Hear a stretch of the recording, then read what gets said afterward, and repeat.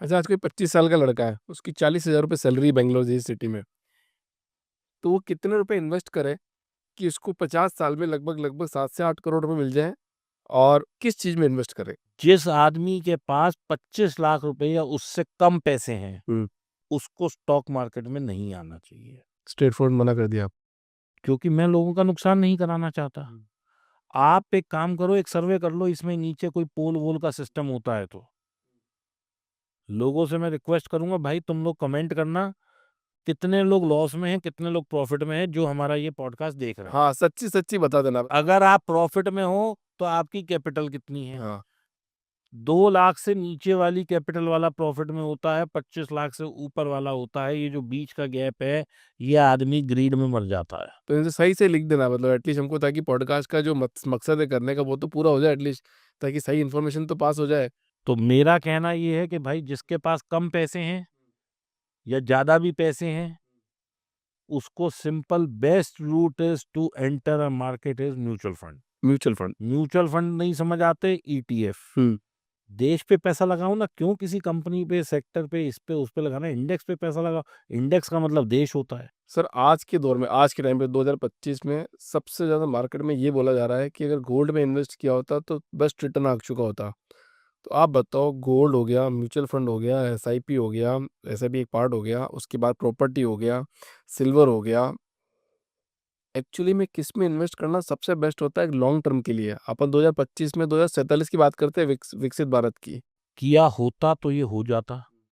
तो जो मूर्ख कहते हैं गोल्ड में इन्वेस्ट करते हैं, उनसे कहो भैया क्यों नहीं 75 रुपए का बिटकॉइन बाय कराया, जो $1 में 5 मिल रहे थे, और आज 1 करोड़ का एक बिटकॉइन हो गया। हाँ, तो होता और होते में तो फिर देखो, सोचना ही है तो फिर इतना बड़ा सोचो कि उसका कोई काट ही नहीं हो।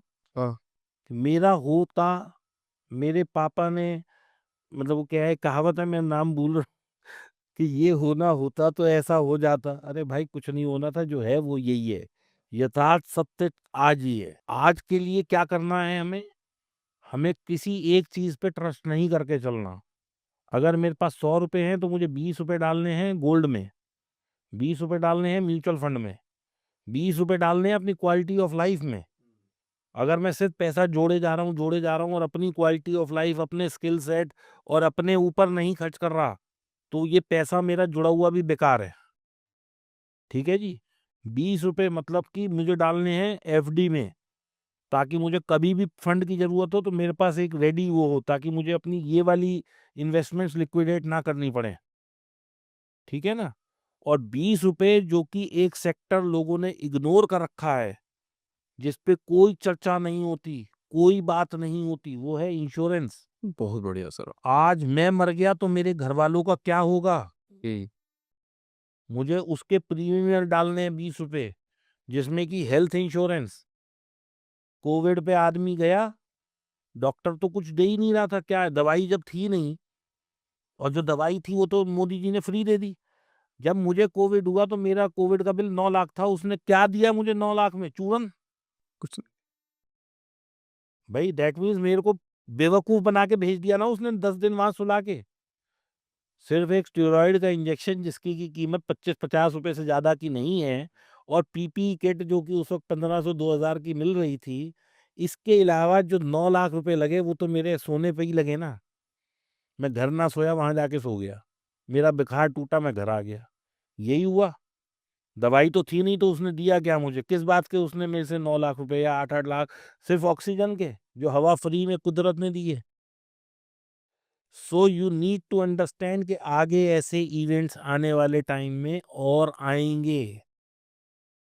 सो you need to have an adequate amount of health insurance, and you need to have adequate amount of term insurance. Life बहुत इंश्योरेंस। सारे लोग, नहीं, life insurance, term insurance simple.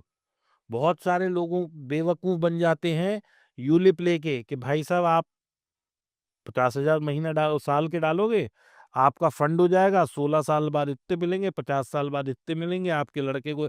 अरे कुछ नहीं।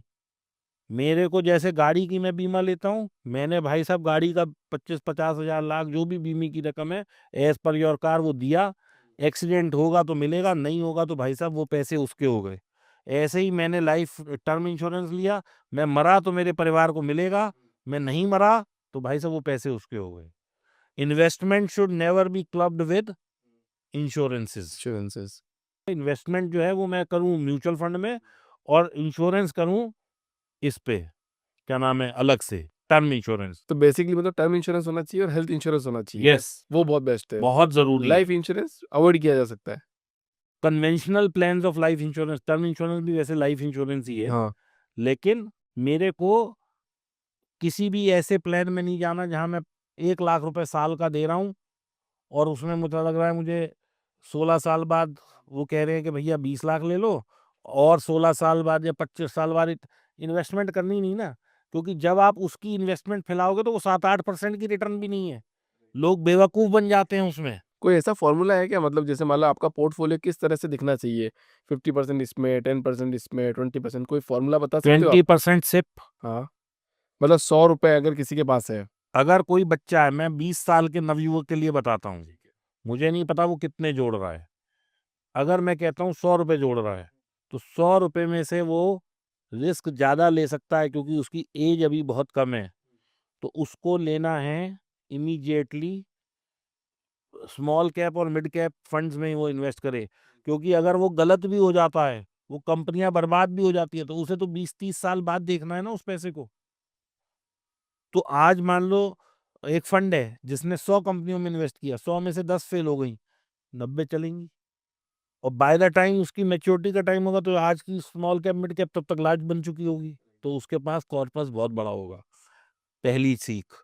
दूसरी चीज, उसको चाहे 1 ग्राम का भी 10वां हिस्सा है, छोटा मोटा गोल्ड जरूर लेना चाहिए, क्योंकि gold is highly liquid yet good investment. ठीक है। तीसरा, मैंने जैसे बताया इंश्योरेंस, अब अगर किसी को टर्म इंश्योरेंस लेना है 1 करोड़ का, आज मेरी उम्र 48 साल है, मैं 1 करोड़ का बीमा लूंगा टर्म इंश्योरेंस, तो मुझे इसका प्रीमियम देना पड़ेगा मान लो 5 लाख रुपए साल का। तो यही कोई बच्चा है जिसकी 20 साल की उम्र है और वो लेगा टर्म इंश्योरेंस 1 करोड़ का, उसे मुश्किल से देने पड़ेंगे 25,000 रुपए साल के। राइट। क्यों? क्योंकि मेरी लाइफ जैसे जैसे ऊपर जाती जा रही है, रिस्क बढ़ता जा रहा है। हम्म। हम एक लाइफ एक्सपेक्टेंसी इंडिया में 85 साल के आसपास की है हमारी, तो हम ये मान के चलते हैं ये 60 साल पैसा देगा, उसके बाद कहीं कंपनी को मैच्योरिटी देनी है, लेकिन मेरे केस में 20 साल 30 साल किसी ने नहीं देखे। So as you grow more, मतलब ग्रो कीप ग्रोइंग, आपका प्रीमियम बढ़ता रहता है। तो हेल्थ इंश्योरेंस और लाइफ टर्म इंश्योरेंस ये आदमी को भरपूर लेनी चाहिए। टर्म इंश्योरेंस उसे अपने हिसाब से, अपने जो वो है, क्या कहते हैं, फाइनेंशियल स्टेटस, हर व्यक्ति की एक ह्यूमन लाइफ वैल्यू निकलती है, वो खुद निकाल ले या किसी से निकलवा ले, उसके हिसाब से उसे लेना चाहिए। वैसे the best way of choosing insurance, अगर मैं साल का 10 लाख कमाता हूं तो मेरे पास 2 करोड़ से ज्यादा का बीमा नहीं होना चाहिए। 20x should be the best limit. अब मैंने बीमा ले लिया, मैंने हेल्थ इंश्योरेंस ले लिया, इसको भी मैं असेट मानता हूं, लोग इसे खर्चा मानते हैं, मैं कहता हूं नहीं, दिस इज योर इन्वेस्टमेंट, क्योंकि ये आपको उस वक्त काम आएगी, अगर ये हैं तो ये सारे इन्वेस्टमेंट नहीं बिकेंगे। आपने गोल्ड ले रखा है, सिप ले रखी है, आप बीमार हो गए, 10 लाख देने हैं, तो ये इन्वेस्टमेंट ही है ना, जो आप अब हर साल 1-1 लाख दे रहे हो, वहां से आएगा पैसा, तो मेरे को बाकी इन्वेस्टमेंट नहीं तोड़नी पड़ेगी, और अगर मैं ये नहीं कर रहा तो मेरे को बाकी लिक्विडेट करनी पड़ेगी। तो अब समझ आ गई इंश्योरेंस और इसको मैं क्यों इन्वेस्टमेंट बोलता हूँ। करेक्ट, समझ में आ गया। तो गोल्ड हो गया, सिप हो गई, तीसरा इंश्योरेंसेस हो गए, चौथा अपने आप पे लाइफस्टाइल में, इस पैसे का भी कोई फायदा नहीं है अगर आप अपने लाइफस्टाइल, अपने स्किल सेट, अपने इम्प्रूवमेंट, अपनी क्वालिटी ऑफ लाइफ को इम्प्रूव करने के लिए नहीं खर्चा कर रहे। तो आपके पास आपका घर खर्च, मान लो आप 1 लाख कमाते हो, 60,000 घर खर्च हो गया, 40 में से ये लाइफस्टाइल के 8,000 रुपये अलग रखने हैं, हम्म। चाहे इसे 2 साल 3 साल जोड़ के घूमाओ, रिजुविनेट हो जाओ, स्पा चले जाओ, कुछ भी करो अपने ऊपर। पर खर्चा करो अपने ऊपर। वो क्यों? क्योंकि मेरा दिमाग है, ये 24 घंटे मैं सोच रहा हूं, खर्च हो रहा है। मैं खाना खाता हूँ तो मेरे को एनर्जी मिलती है, दिमाग के लिए मैं क्या कर रहा हूँ? कुछ तो फीड करना ही पड़ेगा ना दिमाग को भी। ठीक है? अब मैं रोज़ लॉस ले रहा हूँ, लॉस ले रहा हूँ, लॉस ले रहा हूँ, तो मेरे दिमाग में एक नेगेटिविटी बन गई। अब मैं इसको पॉज़िटिव कैसे लाऊँ? अब अगर मेरे पास ये वाला फंड नहीं है, जो मेरे को पॉज़िटिविटी फंड नाम दे दो इसे, तो क्या होगा? मैं या तो गोल्ड तोड़ूँगा या ये तोड़ूँगा या बैंक एफडी तोड़ूँगा या कुछ तोड़ूँगा। लेकिन अगर मेरे पास ये सरप्लस पैसा है, तो मैं अपने स्किल सेट पे ध्यान दूँगा। करेक्ट। मैं योगा के लिए जा सकता हूँ, मैं कुछ नहीं है तो पहाड़ों पे घूमने चला गया। ये जो अंग्रेज़ों ने सिस्टम बनाया है, जो इंडिया में अभी भी बहुत सारे परिवार नहीं फ़ॉलो करते, अरे वहाँ जाके भी तो सोना ही है। अगर ऐसा होता तो टूरिज़्म इंडस्ट्री नहीं होती, राइट। लोग पहाड़ों पे घूमने ही नहीं जाते। जब आप एक इकोसिस्टम से निकल के दूसरे में जाते हो, तो आप अपनी नेगेटिविटी छोड़ के कुछ पॉज़िटिविटी ले आते हो। ये बात तो ट्रू है। अब इसका मैं एक एग्ज़ाम्पल देता हूँ, मैंने धीरू भाई अंबानी की एक कोट सुनी थी और मेरे को ये ऐसी पसंद आ गई। उन्होंने कहा मेरे पास पैसे नहीं थे, मैं पूरे हफ़्ते, महीने जो भी था मेहनत करता था। उसके बाद मैं हर संडे को बिल्कुल सूटेड-बूटेड होके मैं ताज में जाके बैठ जाता था, हुँ। चाय पीने के लिए। उस वक़्त शायद वो 800 की थी, 80 की थी, मेरे को एग्ज़ैक्ट ध्यान नहीं है, लेकिन समझने वाली बात है। वो बोले जब मैं वहाँ बैठा होता था तो मैं सब भूल जाता था कि मैं गरीब हूँ, अमीर हूँ, क्या हूँ। मेरे को सिर्फ़ ये दिखता था कि देखो ये आदमी आया कितना बड़ा मर्सिडीज़ से उतरा, ये कैसे बात कर रहा है, इसने जो वो वेटर था उसको क्या बोला, ये खाना कैसे खा रहा है। बोला जब तक मेरी सोच रईसों वाली नहीं होगी मैं रईस नहीं होऊँगा, सही है। ठीक है? बोले मैं वहाँ 2 घंटे में ना सब भूल जाता था, अपनी गरीबी, अपना ये, अपना वो, अपना बैकग्राउंड। अब वहाँ से पॉज़िटिव चेंज देखो। अब आप ये सोचो कि आप कहीं गए और आपको कोई मिल गया, उसके साथ आपने नया कोई बिज़नेस कर दिया, कोई नई स काम शुरू कर दी, तो आप तो पहले घर से ही नहीं निकल रहे थे। अब आप गए तो एक अपॉर्च्युनिटी मिल गई ना, तो आप ये मत सोचो कि वो सिर्फ़ ब्रेन ही सही होगा, अपॉर्च्युनिटी भी मिल सकती है। राइट। आप अपने इकोस्फीयर से निकल ही नहीं रहे। अब मैं उदाहरण देता हूँ आपको, आप मान लो दिल्ली रहते हो, परेशान हो, ये हो या सब सही चल रहा है, मैं ये नहीं कहता, मैं किसी को नहीं कहता कि परेशान है। बिल्कुल अपनी उसकी लाइफ़स्टाइल सेट है, बच्चे-वच्चे ये वो सब सेट है। अब वो एक मैं एग्ज़ाम्पल देता हूँ कि उसने एक हॉलिडे ली, मान लो लंदन ली, ऋषिकेश ली, मसूरी ली, चेन्नई ली, केरल ली, कुछ भी। अब क्या उसको कोई अपॉर्च्युनिटी वहाँ मिल सकती है? मिल सक मिल सकती है ना। अगर वो हॉलिडे पे जाता ही नहीं, दिमाग उसका खाली होता ही नहीं, वो कभी अपॉर्च्युनिटी ग्रैब ही नहीं कर पाता। नई-नई चीज़ें एक्सप्लोर करनी बहुत इम्पोर्टेंट है। बार-बार कोई न कुछ तो नया यू करते नीड टू अंडरस्टैंड कि ये जो पैसे हैं, ये इन्वेस्टमेंट, मतलब जो ये पैसा, ये कैप्टिव फंड है, ये वेस्ट नहीं है। उसके बाद मैं कहता हूँ एफडी होनी चाहिए। अगर आपके पास ₹100 हैं तो ₹20 की एफडी भी होनी चाहिए। क्यों?